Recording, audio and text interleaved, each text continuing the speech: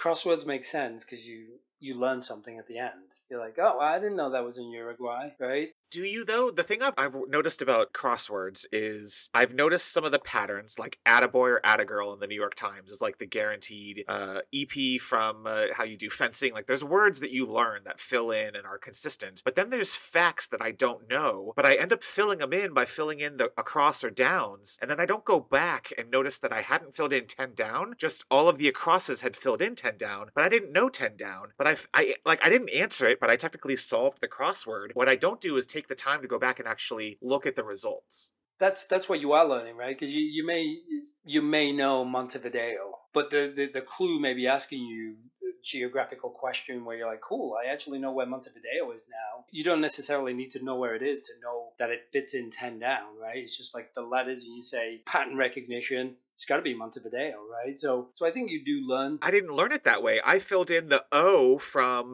potpourri. I filled in the D from adventure. Like I filled in the acrosses. I never filled in the down. And so I never actually answered Montevideo or whatever word you're saying there. Montevideo. Yeah, I don't know what But that at is. the end, this is why the brand is so amazing, right? Like there's enough letters on there where you're like, it's got to be Montevideo. But that's what I'm saying is what happens in the situation where I never go back to 10 Oh, down.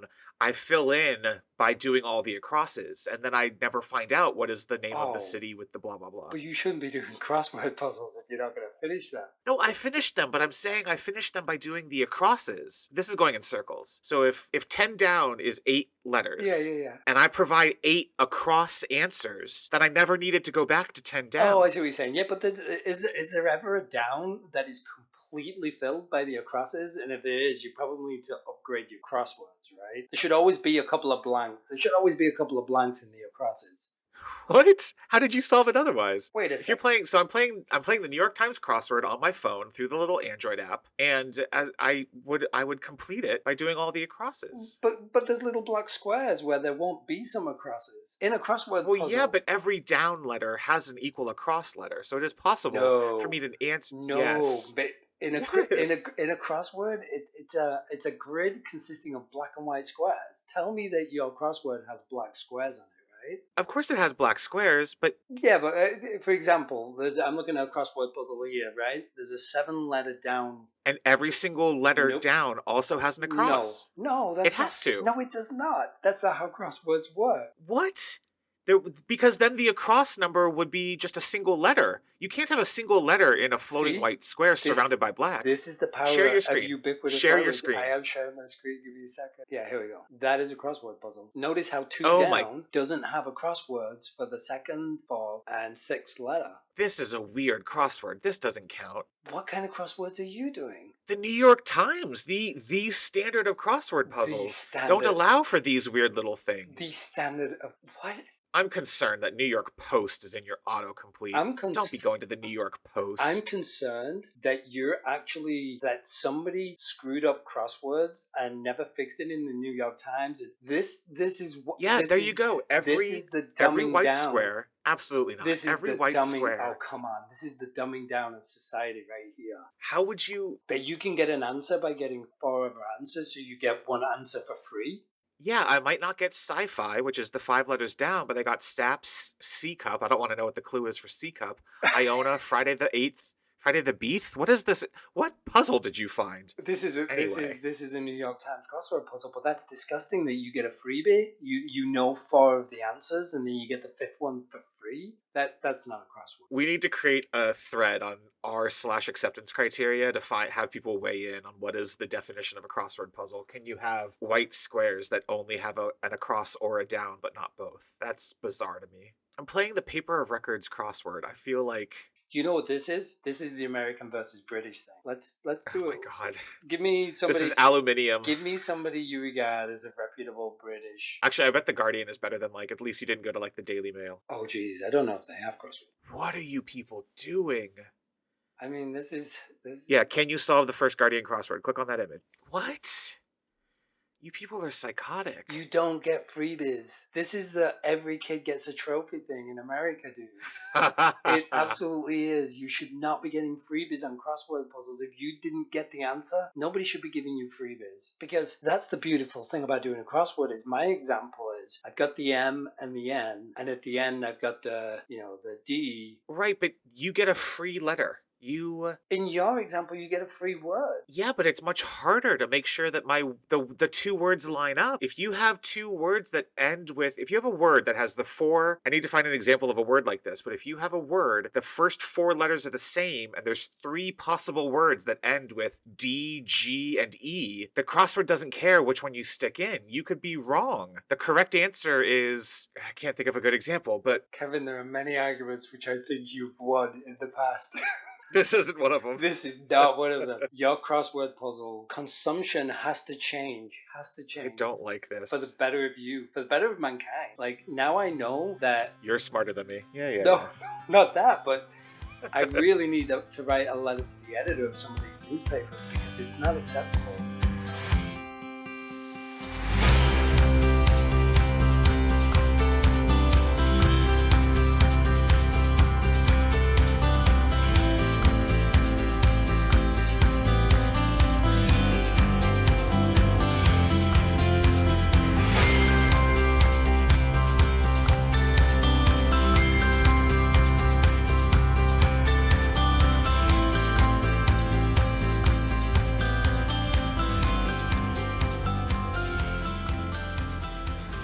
Welcome to Acceptance Criteria, where we talk about the good, the bad, and the ugly of how software gets made and how we can all do a better job together. My name is Kevin Thomas Euland, and across the Zoom from me is Andrew Greener. Say hi, Andrew. Hi, Andrew. We're also here to get deeper on the human elements. I could go on for an eternity about people and how they think about the process of building complex systems. And I can't think of two better people to do that than Kevin and I. Oh, dang it. I don't have my funny little thing to say about the two people that could do it better than us. That. I guess we won't have that this week. Maybe there aren't two people this week who could do it better than us. This week we are the two best people. We are. On this week's show, we'll be talking all things product management. To some, the product role is a crucial part of the software development lifecycle, while to others, it's that guy who tries to convince you to do dumb things, and really, if you just had another 20 hours a week, you're pretty sure you could do his job. Yeah, I'm really going to be hitting you hard in this episode, and at times, I don't want you to be hurt. I don't want any tears in this episode, but I'm really going to be hitting you hard about product managers, and yeah, I think I really want to get into some of the gaps I've seen and get your perspective as probably one of the best product managers, product owners that I've ever worked with. It'd be interesting to see if I can get you to turn code on your own. Well, first, it's the recurring segments praising Kevin. I will Venmo you later. I was just going to also point out to the listeners that I'm somewhat playing devil's advocate on product management. A lot of my questions and perceptions of product managers have changed over the last 10 years. So I'm really asking questions from the first decade of my career. But I don't think I could exist without them today. And that's good to hear. That means you've had the opportunity to work with people who've nailed this. And that's good. Yeah, and somewhat resignation as well. Fantastic. But before we get to all of that, let's take a short break and we'll be right back. Kevin from the future just popping in to say, yes, Andrew's audio on this one is a little rough. I think we've worked it out in future episodes, and I've actually possibly past episodes based on when this was recorded, but thank you all for bearing with us, and now to the rest of the episode. All right, welcome back. This is a segment we like to call User Stories, where we'll eventually hopefully be answering questions that you, the listener, send in, but for now I think we've found some interesting questions on Reddit and Quora that we can tackle. So today's question was asked by an anonymous user on Quora, and it is, what are some things that engineers dislike about product managers? Is this where you just unleash on me? Yeah, so I think some of my challenges with product managers, where do I start? Let me discuss it in two different frames. The first 10 years of my career and then the second 10 years of my career. And obviously, the first 10 years were a little tainted because I was young and ambitious and maybe a bit of a knob. And so I didn't really respect the product position as much as I do today. So I'm quite often admitting, like, I would hire a product manager very early in a startup because they see the whole problem on the business side that I don't. So the first 10 years was pre-Kevin and the second 10 years was post-Kevin? Oh, wow. This is really a Kevin appreciation cast tonight. But yes, you were one of the defining moments in my appreciation from, not really appreciating. I always felt like product management was a little bit like one of those careers you fell into. Okay.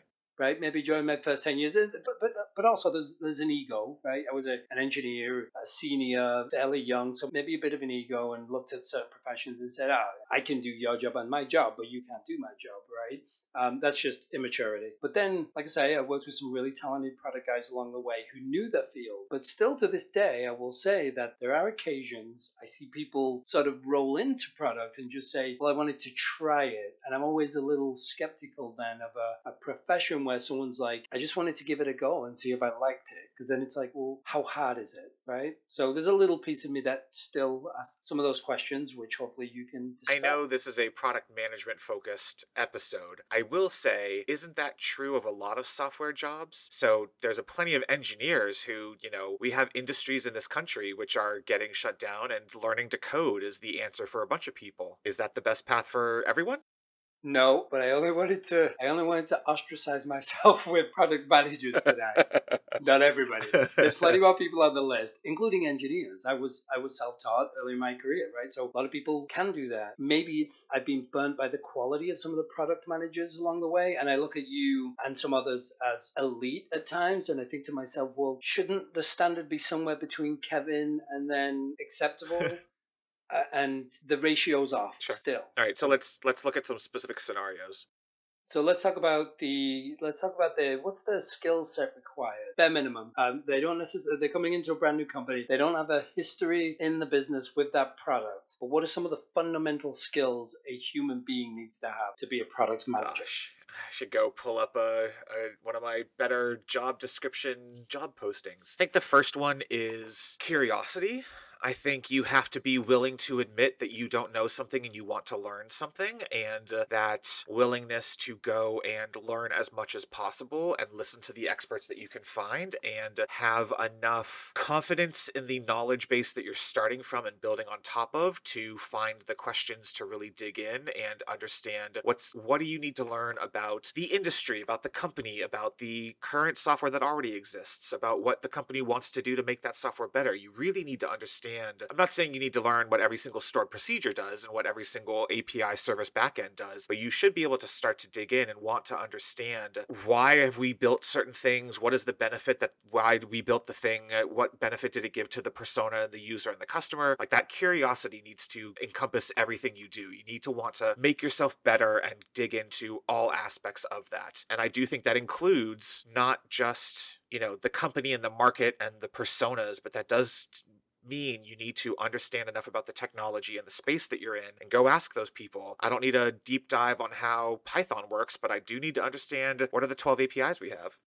I'm glad you brought that up. That was one of my questions for later, but we'll jump to it now since you've opened that can up. How should all product managers understand modern technology, the latest and greatest, within the sphere of their current business, right? Or is it acceptable? The acceptable answer could be that's why I have technical product managers, right? Like they're the guys who would understand the current capabilities of technology within our sphere. But is there a basic expectation that all product managers understand where I technology think is? this is a problem we've touched upon in other episodes, and I'll reiterate here, which is, unlike software engineer, which is a job title that pretty much anyone can understand, product manager is a job title that, as much material is out there, as many people as there are out there in these jobs, what each company needs of a product manager can be drastically different. And so I think I have an answer which is maybe not unpopular, but it is the answer of how I would prefer my product management organizations to work. But there are plenty of product management organizations which are entirely customer facing. The only purpose of that product person is go to talk to 40 prospects every single week to understand and go. And if you're B2C, you're doing all of the research and studying all of the data you're collecting about user interactions, and you're purely understanding the goals you're trying to accomplish for the people you can make money off of. And so there are organizations where that is entirely external facing, and the product owner is sometimes the person who is then the relay to the engineering team. So my answer is slightly different depending on your organization structure, but I'll also say I kind of kind of don't care about your organization structure if I'm sort of being a bit of a dick about it. I do think a good product manager wants to understand enough about the technology stack. If it's modern, because you're a more modern facing company with cloud and trying to take advantage of new things, or you're a massive legacy enterprise and you've got a bunch of Python code running on top of Oracle databases, one way or another, I think there's so much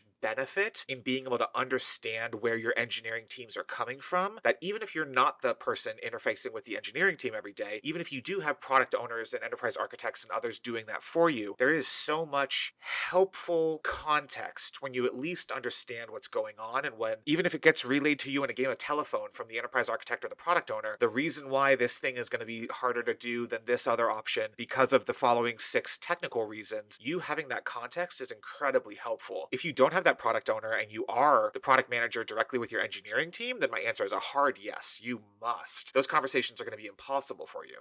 If I'm to interject and throw in an example, I think I've heard these words many times from a product manager. Yeah, that's okay. We can build an API for that. Oh And no. that scares me, right? That genuinely scares me, where it's a product manager who's got enough technical knowledge to understand what an API is, but then not enough to recognize that an API in this situation just isn't even close to the type of solution that we would want to provide. So I'm often curious then, how do, you're a little bit different, so you'll have to step out of your own shoes, right? But how can a product manager stay on top of new technology? And let me give you an acceptable answer: is that it's not actually on the product manager, it's on the business and other leaders or technology leaders in the company to provide a service for product managers. But how can a product manager, on top of their busy workload, then stay on top of technology enough to understand that these are my dreams and that they're shaped by the technology and what it can Again, do? I think some of this is dependent on the organization and the role that you're in. In general, I would go back to the curiosity. And I think one of the things that's helped me is because I purposefully try to find people in technical organizations who I can closely partner with, I end up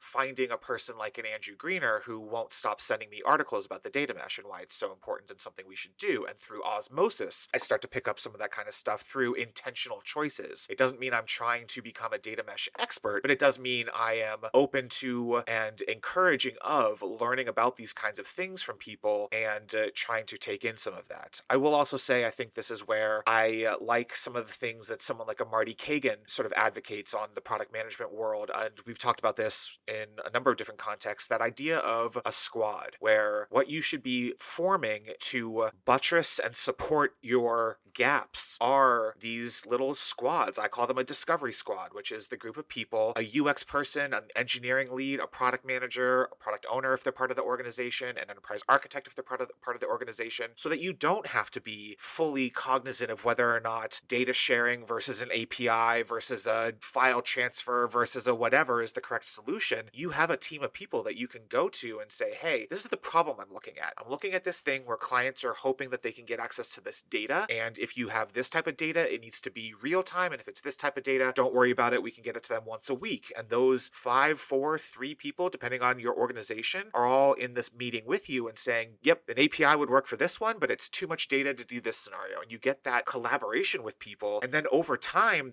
those sort of concepts are hopefully sinking in. I think the important thing to me about the squad is not a replacement for your own learning. It is a way to teach you on the job and have you learn more things so that the 5th time this comes up, you don't need the squad.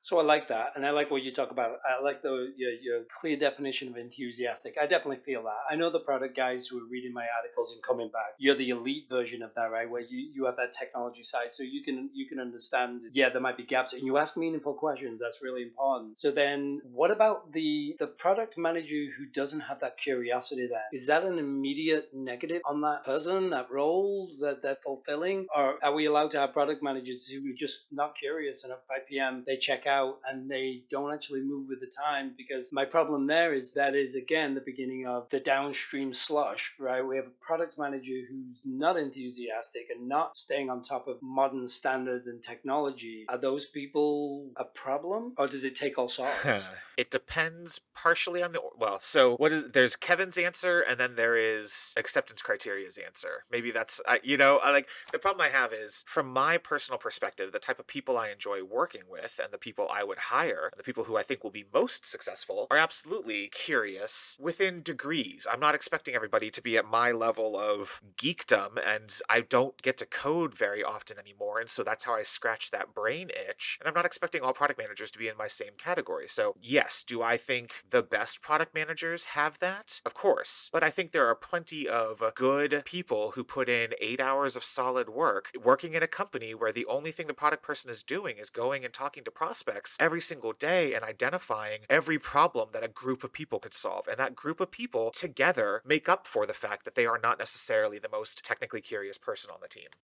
So then, do you believe that the company and specifically product leadership have a responsibility to reassign product managers based on that quality or Again, lack I of? go back to feels like a cop out, but it does depend on the organization and what you're trying to deal with. If you are, I don't know what the right example is, but there are perfectly valid situations in which there's nothing going wrong. That person is providing a valuable input to the team and they are supported by enough people that it doesn't cause problems. That is probably a third of all companies. I do think the majority of companies would benefit from people and should find them into the right roles. And I think this is also where, in general, most companies don't have this approach, which is different product skills apply themselves in different ways. So you might actually be best going over to the professional services organization and being a business analyst looking at client problems, and there's a common skill set there. I don't know that you could be a sales engineer or a solution architect, but that's usually in the other direction. You go from being a sales engineer to a product manager who's very technical and usually does a very good job. Yeah, I'm not trying to wimp out at answering this because I think you know my personal answer, and I don't know that I want to say that my personal answer is the way everybody needs to work. But yes, in my organization, in the types of products you and I tend to work on, they are so dependent on the technology and the craziness of the things we do with data and workflows and streaming and all of the things I could list off, that if that product person isn't curious about that, then I need to shift them onto something else. Cool. Yeah, and I certainly don't want to feel like I'm trapping you into having to structure your answers. I totally agree with you. And I do think it's super fluid and dynamic based on the place you are. And also, I think in defense of some of those product managers who may not be necessarily enthusiastic, it could be that we're not challenging them. We're not using them in the way that brings out that enthusiasm too, right? Like certainly if you're in an engineering group where agile's sort of a failed experiment, that can be fairly demoralizing for some of those product managers And don't too. take the lack of enthusiasm for the conversation with the engineers to be a lack of enthusiasm for a bunch of other stuff. They might have Exactly. great conversations with the sales and marketing teams going and figuring out persona problems. Exactly. Yeah. Yeah. I think that's exactly what I'm trying to say. Okay. Let me ask you this. I've noticed in engineering, when we move into a new paradigm, let's take real time streaming as an example, or big data or distributed data, we quite often look externally at that experience. Do you think product suffers a little bit in that it doesn't hire externally versus believing that you can learn those concepts on the I go back job? and forth on this. I think a product manager with a good base and foundation of skill set, a good curiosity, a good analytical approach, a data driven approach to identifying problems and working with people to find solutions, that is a universal skill that is not industry or domain or company or technology specific. But there's a lot of context in industries and domains and companies' existing technologies. And I appreciate that you are talking different time scales of what are you expecting from the product person and what can they deliver by when. So if you are a company who is mostly focused on acquisition of new customers and you have a product line that is fairly new, so if you're a 3 or 4 year old company still in a growth phase and you're just constantly adding new functionality, I don't know that you need a super strong industry expert. It would be ideal, clearly, but I think you get plenty of benefit from somebody. In fact, you might actually get more benefit from a person who doesn't have the bias of how the industry currently works, of how the software currently works, and they can come in and take a fresh look at this software that's now 2 or 3 years old and say, wait, it doesn't make any sense to me. The last prospect I talked about doesn't work that way. Why is our workflow tied to the way that 3 of our clients work? Like you get some benefit actually from somebody coming in with a fresh set of eyes. I don't know that that's true and this is a problem, but you're right. If you're a massive, you don't have to necessarily have to be a massive company, but if you're a company that has significant history and engineering code and history, stop saying history, you have a bunch of knowledge that the person is going to have to develop until they can be successful, then I understand why people tend to hire internally and promote internally and try to find people who can step into those roles. You're making a trade off on the lack of experience sometimes when you do that, and now you're trying to find somebody who has to learn the product basics, but they're an expert at the product that they're working on. And so I don't have a silver bullet answer to that. I think it's a trade off. What are you valuing? Are you valuing somebody who's going to come in and help you identify all the product management 101s? Have we talked about the personas? Have we identified all the problem spaces? Are we truly tracking all of the KPIs and measuring our success? Are we iterating quickly? Are we doing all of the things we should be doing? If we're already doing those and we have a program that anyone can slot into, then sure, the internal expert who needs to work on a little bit of their PM skills makes sense. If you don't have any of that and you're trying to take an internal person and have them somehow figure out how to be a product manager on their own, good luck. So here's another one that I've had through the years that has kind of worried me, but be good to get product managers' sort of point of view on this one. Is how worried should I be when a product manager tells me they don't know? And I use that in the scope of that would be inside of the feature that they're in charge of, something very basic. So my impression then for somebody who doesn't know and tells me that they have to get me an answer is that they don't have the complete picture. They don't have a almost like this organic understanding of what we're building. They're taking little bits from somebody else, maybe a product visionary, and they're sort of giving me drips and drabs of the translation of that, right? Which is always scary because they're trying to fill in for that product visionary to tell me the way they interpreted it. So how worried should I be when product managers are telling me that they don't know something fundamental to that feature or requirement and that they're having to go back to somebody else to get those I think it's answers? a matter of degrees and frequency. So I think the person who says, I don't know, is fundamentally better than the person who tries to cover their ass and make up something on the spot or lie or whatever. So you're in a worse situation when the person isn't able to admit that they don't know something and they then do what human beings tend to do in those situations and start rambling off stream of consciousness thoughts, which are even worse than I don't know. That being said, there are degrees to that, right? So if you are pointing out that of the 10 acceptance criteria that you have, you think there's an 11th scenario that is not accounted for, and they say, that's a really good point. I actually haven't heard that from any prospects, but it makes logical sense. Let me go and do some research. That's a good I don't know. If the question is, does a person expect to be able to, get a receipt at the end of the order transaction, their answer is I don't know, then yes, they probably haven't done the research that you would hope for. And to your point, they might be, product managers can sometimes end up being stenographers for other people, and that then causes exactly the problem you're running into, which they haven't thought through the complete scenario and the complete solution that they need to partner with you on. But I do think you are a partner with them, and so there are going to be valid situations in which you notice a thing that through no fault of their own, they just didn't account for, and it's good that you're pointing that out, and it's good that they're open to saying, I don't know, let me go figure out if that is a good idea that we should dig into. Do you think it's fair to say that quite often those product managers are hindered because there isn't a greater vision or the greater vision hasn't been explained or documented? That is something I've noticed in many big companies I've worked in, that when you finally do talk to the product visionary, there isn't clarity there. So those product managers, I assume, are living under the same confusion and sort of fluid nature of it can change quarterly as to what we're building. Is that a common problem in product That can management? happen, and you can also go in the other direction, which is the vision is perfectly clear, but the visionary is not the person who can translate from 30,000 feet to 2 feet. And so just because we know visionary, the vision tells us the destination, doesn't mean we've actually have any idea what road we should build and whether this road has bridges or tunnels. And so you sometimes have the other direction, which is, yeah, of course the story is that we want to be able to support the order processing transaction, but no one has any idea whether or not that needs to support credit card versus cash versus ACH transfer versus whatever, because the vision didn't bother to get to those levels of detail. And so, yeah, one way or another, you can have people who don't have the right context to get to that answer. And I think that's where my comment earlier about frequency is part of this problem, which is just because every once in a while you bring up a good scenario that they need to go and double check and figure out, is that because the vision isn't there or the vision isn't specific enough, or, that's just, you're just pointing out a thing that they didn't have the technical chops to handle. They hadn't ever heard from a process. There's a million good reasons why a person might say, I don't know, let me go research that. Then frequency becomes the issue. If every single feature, if every single user story, if every single piece of acceptance criteria, you have to point out the four scenarios that they haven't taken into account, then that also becomes a problem. And that then could also be a symptom of larger situations, either within the company or within their own skill set.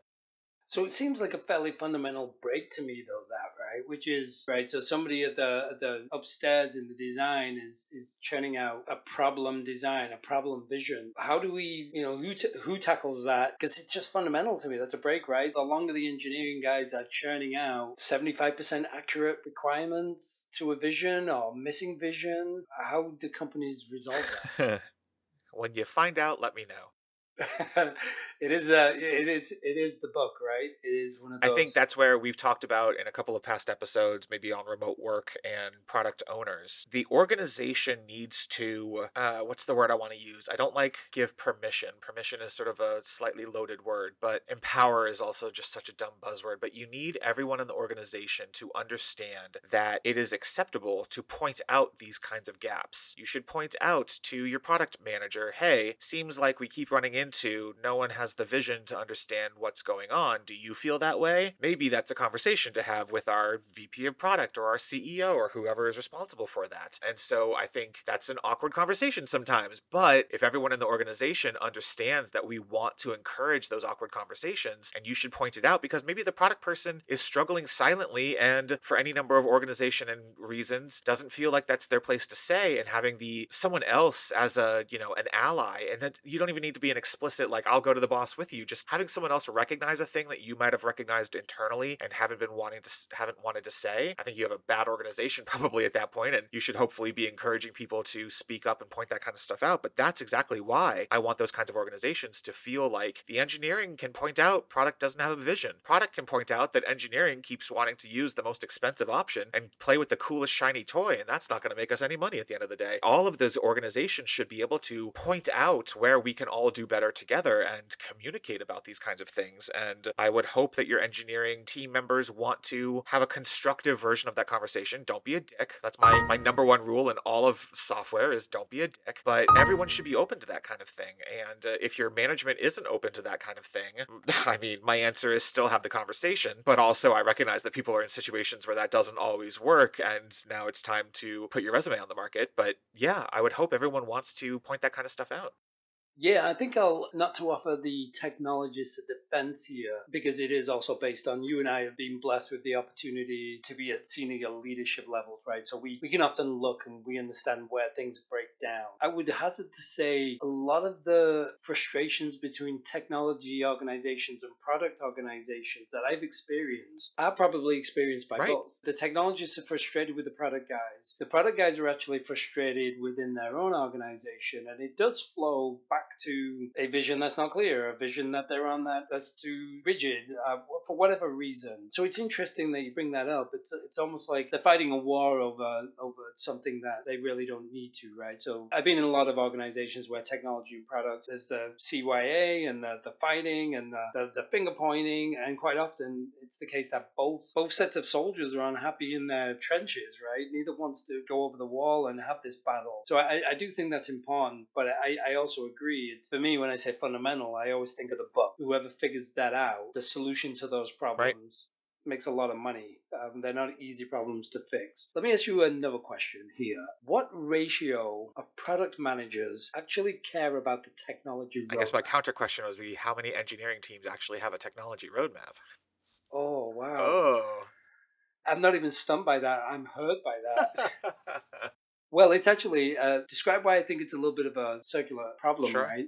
Why be motivated to have a technology roadmap if you can never commit to doing Well, and I anything? think this is sort of, I don't know that I lay this at the feet of Scrum or Agile or anyone, but I think one of the things you end up running into is that there actually isn't a technology roadmap. What there is this sort of wishy washy commitment that a quarter of every sprint will be set aside to tech debt and doing the things that we need to do from the technology perspective. And so I have the freedom to know that out of a sprint of 2 weeks, therefore I have, what's the math on that? 2 or 3 days set aside to do the data center upgrade, and I can do the change to the code because there's a new version of the library that we need to do. And so there isn't actually a roadmap. There's just this nebulous idea that we will do this, and everyone's agreed that we're going to do this. But then what ends up happening is, of course, in a 2 week sprint, what we have is, well, it'd be really great if we could get this version of the feature out the door because then we could commit to the client and we can get that revenue in July. And so, of course, in June, what you end up doing is putting 100% of your resources onto getting that feature out and fully loading the sprint with the feature work. And then, well, then the next time, it would be really good if we could get that done by the end of the quarter because we are really trying to hit those quarterly numbers. So if this version of the feature could actually come out, then we can do that. And so all of a sudden, that commitment to, I made air quotes and no one can see this is an audio medium, that commitment to setting aside parts of your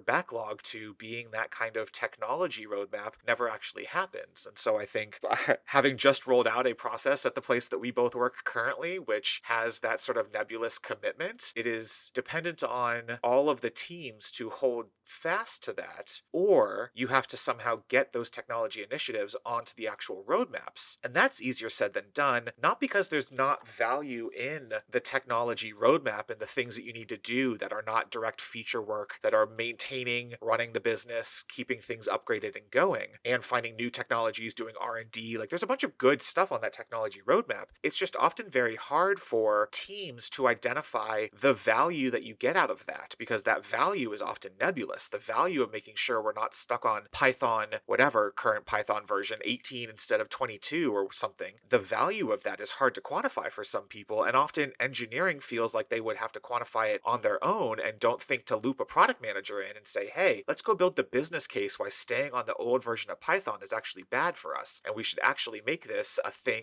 that is invaluable to the organization. And I'm talking right now, I'm not sure that solves the problem either. I think it's a genuine, difficult discussion. And so I would say if product managers do or don't care about the technology roadmap, oftentimes it's because it's baked into the system not to care about that. And trying to care about that is hard. And I'm not saying you shouldn't try to solve it, but that maybe should be our own entire episode at some point is what are the strategies to try and solve for that?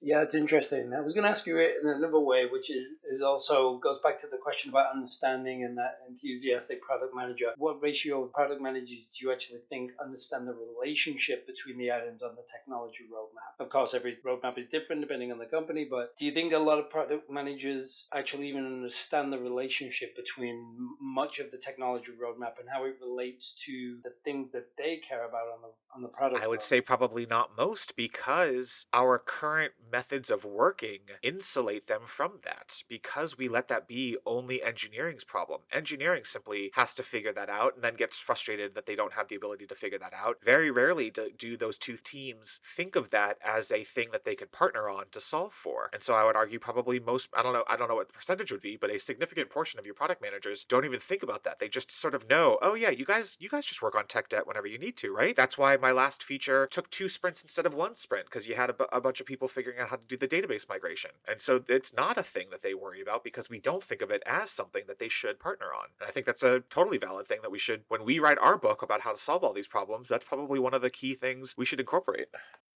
So then, how spoiled am I knowing Kevin and some of the other talented product guys? Should you be? I mean, obviously, not exactly the same level of experience, but how many Kevin Yulan should I expect to meet in an organization with your DNA, with that technical understanding and curiosity? How many Kevin Yulan should I I mean, meet? that's impossible to answer because of several factors. I think product manager and product management as a career path is not, I don't know if the word is incentivized. It is not often considered. Technical product management is not a thing that is in most companies, and therefore most people don't think of it as a path for them. And a lot of companies don't encourage the idea that a really good sales engineer, a really good solution architect, a really good engineer who is kind of bored of working on the same thing every day and is really has a fun time and is gregarious and outgoing and wants to talk to people, they should think of some of these roles as a path for them. And I don't think organizations encourage that, and therefore it's a self-selecting problem. I'm not saying that I'm special because I'm special. I think the circumstance in which I came up in my companies led to that. And that's what I'm getting at. Because at times, like not to take the shine off Kevin No, you Newland, but should. I wonder to myself, I'm thinking, are you the standard? And am I just, have I been let down where I should be expecting a higher ratio of Kevin Newlands in a company? And I like that point that you brought up about the opportunity for others to become product managers. Because I think that there'd be a lot of good engineers. There's a lot of engineers that I've known who make great product managers. I don't think they would ever consider that path, not because they wouldn't want to do the job, but because there's not a natural transition in their company to And do a that. lot of companies don't have an organization that is ready for a more technical product manager. And Agile and Scrum are, in many ways, not really geared for a technical product manager. Agile and Scrum try to separate those two roles into product owner and engineer, and don't think of the idea that you get benefits from having that hybrid role. And so that opportunity doesn't exist, and finding ways to make that opportunity exist is a systemic change in the industry. It's kind of like, there aren't enough women in science. Yeah, because there's systemic reasons in schooling and other places why we don't have those opportunities. It's not a innate problem. It is a systemic structural problem. And how do you get organizations to identify that? I think we're going to have to have written the book on the Agile Reformation and all of the things we wish they would do differently, and build up a culture that encourages different types of specialization than we sort of do now. Being British and the words the Reformation, should probably have for more clarity on that. I'm using that word on purpose. I think that was our metaphor in the agile discussion, which is That's we don't right. have issues with the underlying text. We just are Yep. Protestants.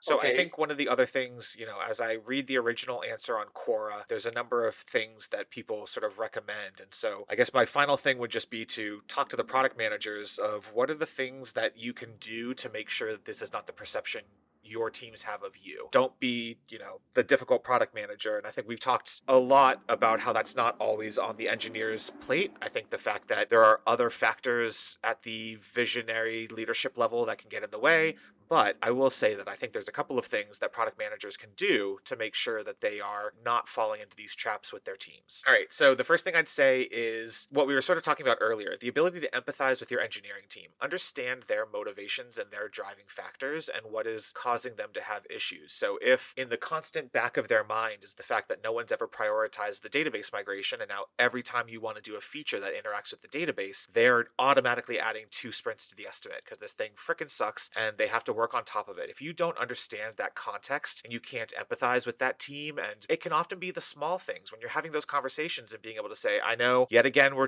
going to have to deal with the fact that the database can't blah blah blah, and now we need to go and do it. That ability to meet them where they are and at least show that you are understanding the situations that they're in can be incredibly valuable. It's the small soft skills of working with teams and being able to say, I recognize that I'm about to ask you all to figure out yet another database thing, even though we're struggling to deal with that because we can't do the migration yet. That kind of thing goes a long way, actually. Just being able to understand that context and make sure that you're communicating to them that you appreciate the trade-offs that they are making as a result of where they're coming from. And that has a number of different factors. I'm picking database migration as a random example, but that shows up everywhere. The fact that the team just lost their senior leader, and so they are now all struggling to come up to speed on how this massive architecture works without their, chief architect on the team anymore. All of these different scenarios, if you're aware of the impact that has, you can empathize with them and you can therefore have better conversations with them. I think oftentimes creative people enjoy solving problems, and a product manager is at the forefront of hearing these problems and has really, should be having fun coming up with solutions. And I think what you often run into is product managers will come to an engineering team with a solution. And I know Agile tries to help you not do that. So if you're in an Agile organization, you're probably less likely to do this. But if you're in a waterfall organization, engineers don't love being told, hey, you need to do the following 7 things, and they don't know why they need to do that. Make sure that you're coming to your engineering teams with the problems. You can have your own ideas about how you might solve it, but make sure that you present it as, hey, I was thinking maybe it could be this. What if we did that? What do you all think we could do to solve this problem? Make sure that they have that opportunity. That's one of the core principles of Agile and Scrum, is giving engineering that ability to be part of the conversation and not just be given dictation and direction. So again, if you're in an Agile organization, you probably don't need this advice as much as if you're in a waterfall organization. Make sure the engineers feel like they're contributing to the solution by understanding the problem space.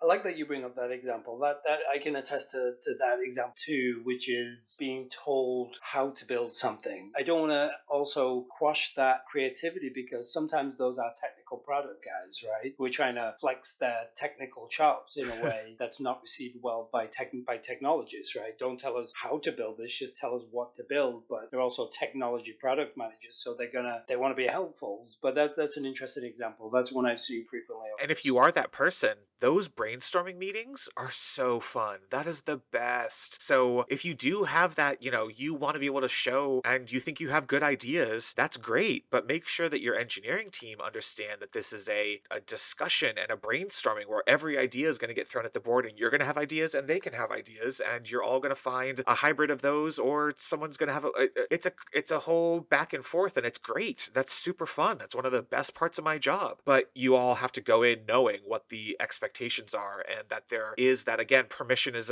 not my favorite word, but it is that permission that everyone in the room is able to contribute and is an equal participant in finding the solution. I think you also run into concerns from engineering when they actually try to poke and understand, why are we making this decision? Why is this the direction we're headed? And if you don't have a product framework in place to help them see the data-driven decision that you're making, the reason we're doing this is because we've all agreed that we're using the RICE framework. We're using some kind of value framework that can help us understand why we're getting value out of an idea. And it's because a combination of revenue and strategic importance and competitive positioning and whatever factors you're using in that value calculation, why this is a good idea and is more valuable to the organization than the other idea. If you can't present that to the engineering team and you can't help them see the data-driven reasons why, then they are understandably trying to figure out, is this just the shiny new object? Is this the thing that the CEO saw on a webinar and now we all need to pivot and do this? Is this because our largest client is demanding we do it, but we're never going to be able to sell it to any other client? If it feels to the engineering like everything that's put in front of them is just on a whim and they can't understand the reasons behind it, then they have no incentive to believe that the next thing you're going to come to them and do isn't also then going to fall by the wayside 2 weeks later or a half a year later. And so they want to be part of that conversation. They want to understand those drivers to make sure that the work that they're doing is valuable. Plenty of people want to show up from 9 to 5 and get a paycheck and go home. But I would argue probably more than half of people want to actually feel like they are contributing to something for a reason. And so being able to help them understand the impetus behind the decisions that you're making, it's an extra 5 or 10 minutes. It's not going to kill you to make sure that you're sharing with folks what's going into why this is at the top of the backlog. All right, well, that's going to do it for us on this episode of Acceptance Criteria. If you liked what you heard, maybe go and drop 5 stars on Apple Podcasts and leave us a nice review. And if you didn't like what you heard, remember, the name of the podcast is Stop Podcasting Yourself. Also, tell your friends if you like the show and that they should check it out. Some of the best podcasts out there grow by word of mouth, and we'd much appreciate it. And a friendly reminder that we are always interested in hearing questions directly from you, our listeners, for our segment User Stories. If you've got a scenario you'd like help with, whether it's working with an engineering or product team member, trying to figure out how to solve an agile process problem, or you just can't understand why your favorite app just updated everything and now it's terrible, we're here to talk it through with you. You can send those questions to acceptancepod@gmail.com, and we might be able to help on a future episode. And we're happy to keep it anonymous so no one can trace it back to you if you end up talking a coworker or something. To read articles that we've written on similar topics to the one we talk about here, head over to the blog at acceptancepod.com. You can also follow us on most apps. We're at acceptancepod. We'll post links to show notes and any articles from the blog there. We're also building a community on Reddit at r/acceptancecriteria, and I promise we'll be moderating the crap out of it to keep it a nice little slice of the internet. For now, I'm Kevin Thomas Euland, and you can find me on most apps at kthomaseuland. That's ULLAND. And I'm Andrew Greener, and you can find me on most apps at Criteria Greener. That's GREINER. And this has been Acceptance Criteria. Thank you for listening, and we look forward to hearing from you.